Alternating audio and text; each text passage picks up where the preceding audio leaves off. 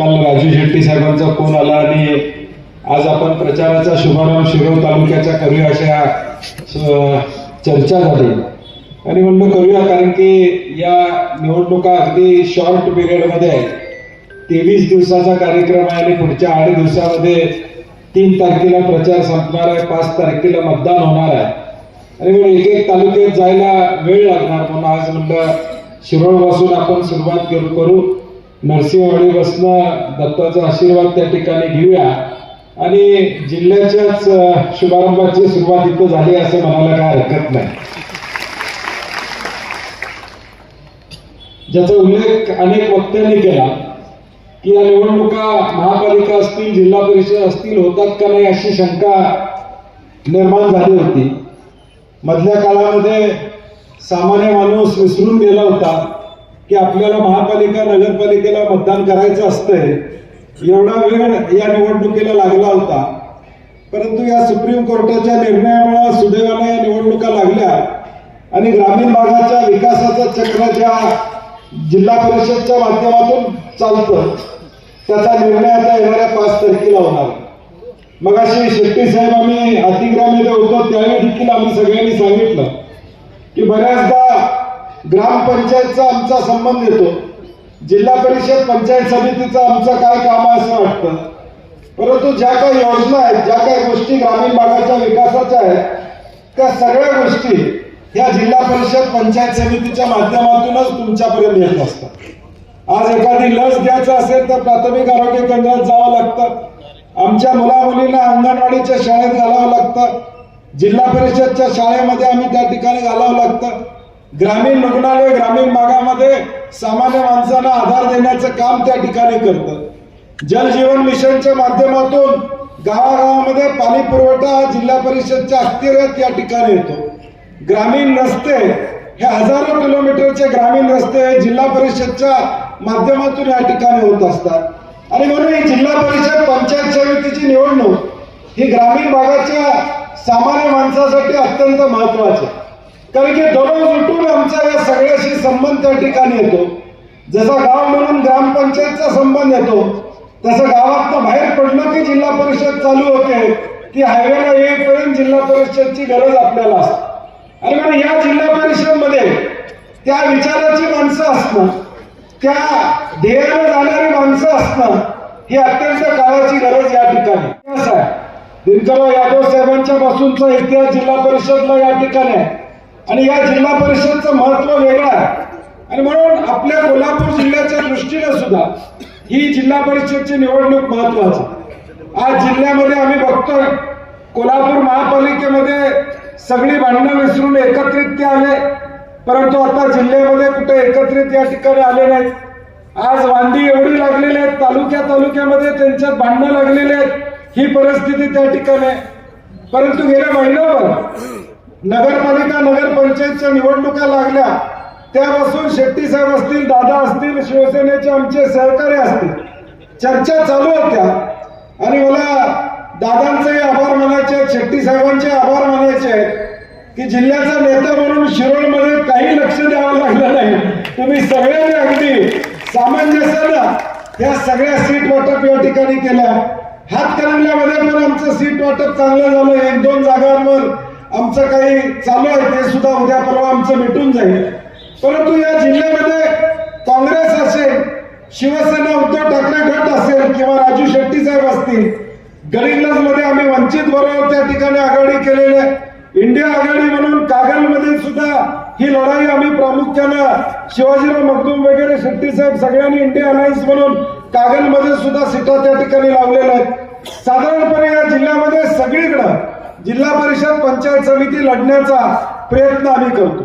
हे लोकांना मी का सांगतोय, कारण की एका बाजूला सत्तेचा या ठिकाणी डोंगर उभा आहे, तो डोंगर या ठिकाणी पैशाचा डोंगर आहे, मोहाचा डोंगर आहे, या ठिकाणी आमिष दाखवणारा डोंगर आहे आणि हा एवढा सत्तेचा डोंगर असताना सुद्धा या डोंगराच्या विरुद्ध लढाई करण्याची तयारी कोल्हापुरातला स्वाभिमानी माणूस आज सुद्धा करतोय. हे मला ठामपणे आपल्याला या ठिकाणी सांगायचं, हे मला ठामपणे सांगायचं आहे की सत्तेचा तराजू एका बाजूला झुकला असे या ठिकाणी कोल्हापुराला वाटत असेल, परंतु तो झुकलेला नाही.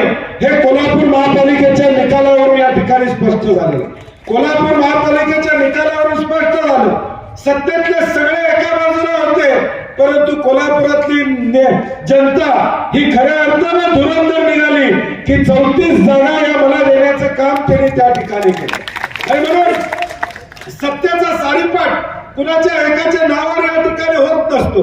लोकशाहीमध्ये 7-12 कुणाच्या नावावर या ठिकाणी लागत नसतो. हे सत्तेत असणाऱ्या त्या ठिकाणी लक्षात ठेवलं पाहिजे. आणि म्हणून आज सुद्धा शिरोळ तालुक्यामध्ये ज्याचा उल्लेख शेट्टी साहेबांनी केला की शिरोळ तालुक्यामध्ये देखील सत्तेचा 7-12 कुणाकडे नाही आहे. या कोल्हापूर जिल्ह्यामध्ये सत्तेचा 7-12 भाजप किंवा शिंदे गट किंवा अजित पवार गटाकडे या ठिकाणी नाही आहे. तो सत्तेचा 7-12 देण्याचा निर्णय या 5 तारखेला कोल्हापुरातली सामान्य जनता या ठिकाणी घेणार. या 5 तारखेला तो निर्णय होणार आहे की या सत्तेमध्ये खऱ्या अर्थानं कोण लोकांची सेवा करू शकतं, कोल्हापूरकरांना कोण न्याय देऊ शकतं, या जिल्ह्याला सन्मानपूर्वक वागणूक कोण देऊ शकतं, हे या ठिकाणी ठरलं जाणार. काय महायुतीच्या काळामध्ये काय चाललं, गेल्या वर्षभरामध्ये देवेंद्र फडणवीसांच्या नेतृत्वाखाली या राज्यामध्ये सत्ता आहे. आज पेपर उघडला, पेपरमध्ये आम्हाला आकडेवारी बघायला मिळाली. 30 लाख कोटी रुपयाची इन्व्हेस्टमेंट महाराष्ट्रामध्ये येणाऱ्या म्हणून आकडेवारी मिळाली. मी दुपारी माध्यमांना सांगितलं, कदाचित आता वर्षभरानं महाराष्ट्रामध्ये अशी परिस्थिती होईल की 4 नोकऱ्या असतील आणि नोकरी मागणारा एकच असेल असं वाटायला लागलं. म्हणजे 30 लाख कोटीच्या घोषणा म्हणजे नोकऱ्या सगळ्यांना मिळणार आहे असं एक खोटं वातावरण या ठिकाणी करण्यात आलेलं आहे. आकडेवारी बघितली 5 वर्षातली, देवेंद्र फडणवीसजी मुख्यमंत्री असताना डावसला गेले 3 लाख कोटीवरची चर्चा आता 30 लाख आणि 40 लाख कोटीवर या ठिकाणी आहे. आमचा तुमच्या 30 लाख आणि 40 लाख कोटीचा आकडा नको आहे, आम्हाला तुम्ही रोजगार किती देणार हा आकडा आमच्यासाठी या ठिकाणी महत्वाचा. आज पुणे महापालिकेच्या बाहेर शेट्टी साहेब 42,000 लोक आंदोलन करतायत की टीसीएसच्या माध्यमातून ज्युनियर इंजिनियरची परीक्षा 300-500 किलोमीटर या ठिकाणी ठेवलेलं आहे. एमपीएससीची मुलं आंदोलन करतायत की भरती तुम्ही कधी करणार हे विचारताय आणि दुसऱ्या बाजूला मात्र गप्पा चाललाय 30 लाख कोटीच्या 40 लाख कोटीच्या. हे तुमच्या समोर का सांगतोय, कारण की माझ्या माता भगिनींना विचारायचं आहे, सोनं 1 तोळा आणि 1 किलो चांदीचा भाव एकच आहे. मला वाटतं चांदीपेक्षा महाग म्हणजे आता आमच्या भगिनींचा अलंकार म्हणजे घरात आमची भगिनी असू दे, कोण असू दे, दसरा असू दे, दिवाळी असू दे, सण असला तर या ठिकाणी सोन्याचा दागिना आम्ही करत होतो. आता तो दागिना करायचं सुद्धा या ठिकाणी आमचं नशिबात नाही. एवढं चांगलं काम भाजपने या राज्यामध्ये त्या ठिकाणी केलं, एवढं कर्तृत्वानं काम केलेलं आहे. तर गरिबाला आता घरात लग्न करायचं असेल तर मंगळसूत्र या ठिकाणी घ्यायचं असेल तर या ठिकाणी अंगावर काटा मारतो. हे वास्तव ग्रामीण भागातल्या सामान्य या ठिकाणी वडिलाचं आई वडिलांचं या ठिकाणी झालं. काय मिळालं आमच्या या महाराष्ट्राला तुमच्या वर्षभराच्या काळामध्ये? 50 टक्के एकदम ओके, त्याच्या पलीकडे या महाराष्ट्राला काय मिळालं नाही. आणि म्हणून या सगळ्याचा विचार करता ही जिल्हा परिषद काँग्रेस शेतकरी संघटना शिवसेनेच्या ताब्यात असली पाहिजे, नाहीतर या जिल्हा परिषदच्या जागा सुद्धा खायला मागे पुढे या ठिकाणी बघणार नाही. या जागा सुद्धा शिल्लक राहणार नाही. प्राथमिक आरोग्य केंद्र, ग्रामीण रुग्णालय असू दे, ही सगळी सक्षम करायची असतील, ग्रामीण भागातल्या रस्ते व्यवस्थित करायचे असतील, जलजीवनच्या माध्यमातून घरामध्ये पाण्याची उपलब्धता करून द्यायची असेल तर एक विचाराची सत्ता असणं गरजेचं आहे. आज हे सीट वाटपात एकत्र येऊ शकले नाही तर सत्तेत काय एकत्र येणार आहेत आपण याचा विचार या ठिकाणी करा. अजून महापौर पदावर भांडण चालू आहे, तिथं मुख्यमंत्र्यांचा 89 नगरसेवक निवडून आले. तुम्ही महाआघाडी म्हणून महायुती म्हणून मुंबईमध्ये निवडणुका लढला, शिंदे गट आणि भाजप एकत्र लढला, परंतु शिंदेला विश्वास नाही की माझे नगरसेवक भाजप पळवणार नाही. त्यांनी निवडून हॉटेलमध्ये 8 दिवस ठेवले. बघताय ना टीव्हीवर, म्हणजे निवडून आलेल्या स्वतःच्या नगरसेवकावर विश्वास नाही. विश्वास असणार कसा? तुम्हीच गुवाहाटीला पळून गेला तर मग तुमची माणसं गेली तर वाईट वाटायचं कारण काय? तुम्ही जर उद्धव ठाकरेंना फसवून गुवाहाटीला गेला असतील तर मग तुमची माणसं गेली तर वाईट वाटायचं कारण काय? एवढी भावबंदकी त्यांची आहे. मग या भावबंदकीतनं जनतेला काय मिळणार आहे याचा विचार लोकांनी करणं या ठिकाणी गरजेचं. तुमच्यासाठी यांना सत्ता नको आहे, त्यांना स्वतःसाठी ही सत्ता या ठिकाणी पाहिजे. स्वतःचे खिशे भरण्यासाठी राजू शेट्टी साहेब बोलले तसं स्वतःचे खिशे भरण्यासाठी या भाजपच्या शिवसेनेच्या लोकांना या ठिकाणी ठिकाणी सत्ता पाहिजे, सामान्य माणसाचे दुःख पुसण्यासाठी या ठिकाणी नाही, सावरण्यासाठी यांना सत्ता नको आहे. आणि म्हणून माझी आपल्याला कळकळीची विनंती आहे, मागचा इतिहास काय झाला, लोकसभा विधानसभा सचिनने या ठिकाणी सांगितलं, झालेला पण मागे टाका. विधानसभेला आम्हाला त्रास झाला, आपण मागे राहिलो, परंतु आता जिल्हा परिषदला मात्र माझी आपल्याला विनंती आहे, शेट्टी साहेबांनी सांगितलं तसं उद्या 7 तारखेला निकाल लागल्यानंतर सत्तेचं सूत्र या ठिकाणी शिरोळ तालुक्यातलं असलं पाहिजे, याची जबाबदारी आपण या ठिकाणी. आम्हाला जिल्ह्यात बसून सुद्धा वाटलं पाहिजे की शिरोळमध्ये 100% निकाल लागलेला आहे, शिरोळला गृहीत धरल्याशिवाय जिल्ह्याचं राजकारण होणार नाही, अशी परिस्थिती येणाऱ्या 5 तारखेला आपण या ठिकाणी निर्माण करू. ही शिरोळच्या स्वाभिमानाची लढाई आहे, ही शिरोळच्या उद्याच्या अस्मितेची लढाई या ठिकाणी असणार. ही अस्मिता जपायचं असेल तर उद्याच्या 5 तारखेला आपल्याला या ठिकाणी हे आमच्या सगळ्या उमेदवारांना निवडून देण्याचं काम करावं लागेल. आज भाजप हिंदुत्वाचा या ठिकाणी पाडा वाजतोय. काशीमध्ये आता अहिल्याबाई होळकर आणि मांदेरी मंदिरं तोडली जातात, आपण व्हॉट्सअपवर आणि टीव्हीवर या ठिकाणी बघतोय. ज्या शंकराचार्यांच्या समोर मोदी नतमस्तक होतात, अंबानी नतमस्तक होतात, सगळा देश हिंदू समाज नतमस्तक होतो. आज त्यांना 3 दिवसापूर्वी ऑर्डर करण्यात आली की तुम्हाला शंकराचार्य विरुद्ध या ठिकाणी लावता येणार. मग हे हिंदुत्व कुठलं आहे तुमचं? जो संत तुमच्या उलटा जाईल तो हिंदू नाही आहे. या पद्धतीचं वातावरण या देशामध्ये या ठिकाणी चाललेलं आहे. शंकराचार्य म्हणून मोदी साहेब त्यांच्या पुढे नतमस्तक झाले, असे अनेक व्हिडिओ मी बघितले. आज ते शंकराचार्य ज्यावेळी काशीमध्ये मंदिरं पाडली जात आहेत त्याला विरोध करतायत, मुख्यमंत्र्यांना योगीनाथांना विरोध करतायत, त्यावेळी त्यांचं शंकराचार्य पदवी तुम्हाला वापरता येणार नाही, या पद्धतीचा आदेश या ठिकाणी होतो. म्हणजे याचा विचार आपण केला पाहिजे.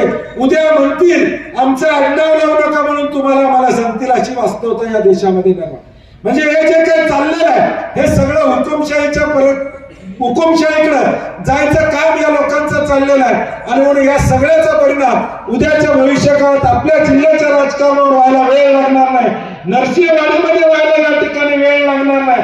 उद्या इथं सुद्धा फतवा निघेल की तुम्ही या ठिकाणी पुजारी म्हणून लावू नका, हे भाजप काय करतील या ठिकाणी सांगता येणार नाही.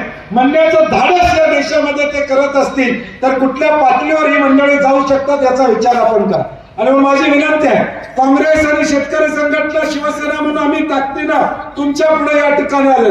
7-10 दिवस राहिलेले आहे. उमेदवाराला घर टू घर पोहोचता येणार नाही, प्रत्येक उमऱ्यापर्यंत पोहोचता येणार नाही. येणाऱ्या प्रत्येकाने आपला मतदारसंघ पाठ करावा, चिन्ह पाठ करावं आणि आमच्यात कुठलाही या ठिकाणी मतभेद नाही, सुसंवाद चांगला. आम्ही उमेदवार एकमेकाचे ट्रान्सफर केले किंवा तुम्ही तुमच्या चिन्हावर उभा करा, आमच्या चिन्हावर उभा करतो, परंतु जो कार्यकर्ता चांगला आहे त्याला बळ देण्याची भूमिका आम्ही घेतलेली आहे. आणि म्हणून माझी कार्यकर्त्यांना विनंती आहे की पुढच्या 7 दिवसामध्ये आपण ताकदीनं आपापल्या जिल्हा परिषद मतदारसंघामध्ये या ठिकाणी जे चिन्ह असेल, जो उमेदवार असेल त्या उमेदवाराचं चिन्ह सांगण्याचं काम आपण निश्चितपणे येणाऱ्या भविष्यकाळात या ठिकाणी करावं. 7 दिवस शिल्लक आहेत, या ताकदीनं येणाऱ्या या निवडणुकीसाठी आपण सज्ज राहावं, ही पुन्हा एकदा विनंती या निमित्ताने करतो. आणि जाता जाता एवढंच सांगतो संजय रावांनी सगळ्यांना, उम्मीद मत छोड़ो, जब आपको लगेगा आप कुछ नहीं हो सकता, उम्मीद मत छोड़ो, जब आपको लगेगा आप कुछ नहीं हो सकता तभी चमत्कार होगा और कांग्रेस और स्वाभिमानी शेतकरी संघटना और शिवसेना की सत्ता ही जिल्हा परिषद में आएगी. एवढंच या निमित्ताने सांगतो आणि माझे 2 शब्द संपवतो. जय हिंद, जय महाराष्ट्र.